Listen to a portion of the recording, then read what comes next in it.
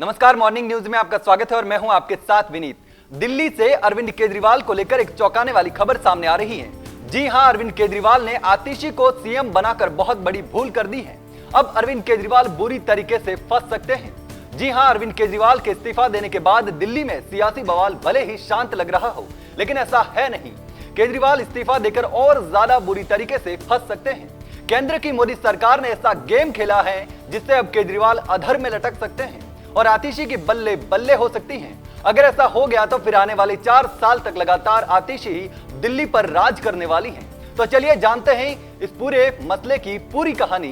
देश में one nation one election लागू करने के लिए केंद्र सरकार पूरी कोशिश कर रही है। इसके जरिए सरकार 2029 तक देश में लोकसभा, विधानसभा और स्थानीय निकायों के चुनाव एक साथ कराने की तैयारी कर रही है।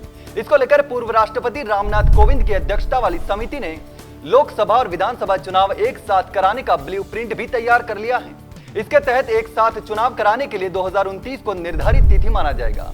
इसके बाद होने वाले चुनाव से गठित होने वाली विधानसभाओं का कार्यकाल 2029 तक ही रहने वाला है। इसका मतलब ये हुआ कि अगर दिल्ली की विधानसभा 2025 में खत्म हो रही हो, लेकिन 2029 तक विधानसभा को भंग नहीं किया जा सकेगा।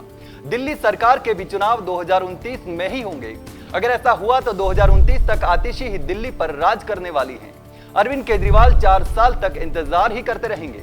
हालांकि एक साथ चुनाव करवाने के लिए संविधान में संशोधन करना होगा। अगर ऐसा हो गया तो कई राज्यों के चुनाव भी स्थगित हो सकते हैं। दिल्ली और बिहार की विधानसभा का कार्यकाल 2025 में ही खत्म हो रहा है।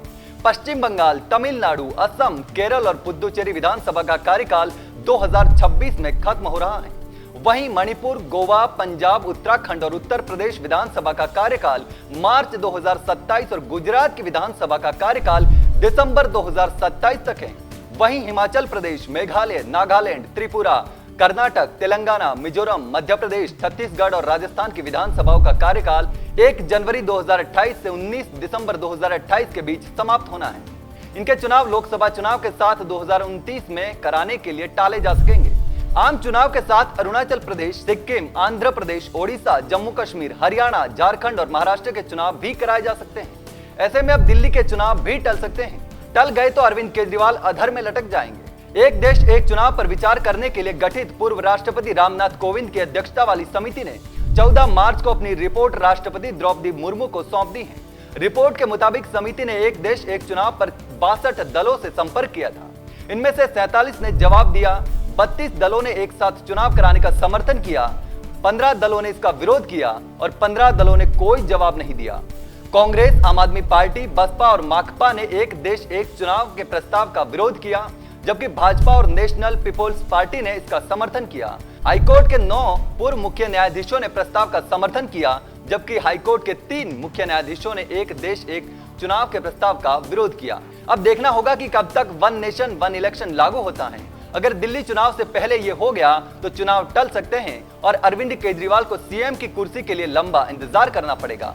फिलहाल के लिए इतना ही। इसी प्रकार की तमाम खबरें हम आपके लिए लेकर आते रहेंगे। तब तक के लिए देखते रहिए मॉर्निंग न्यूज इंडिया और अगर अभी तक आपने चैनल को सब्सक्राइब नहीं किया है तो अभी सब्सक्राइब कर ले। धन्यवाद। ऐसे ही और वीडियोस देखने के लिए सब्सक्राइब करें मॉर्निंग न्यूज इंडिया को और जुड़े रहिए हमारे साथ।